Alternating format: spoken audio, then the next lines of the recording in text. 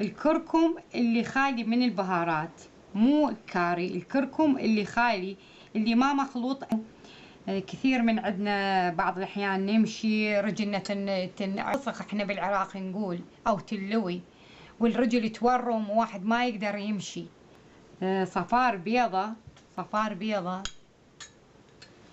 مع خاشوقة كركم، خاشوقة متوسطة مال كوب كركم، نخلطها.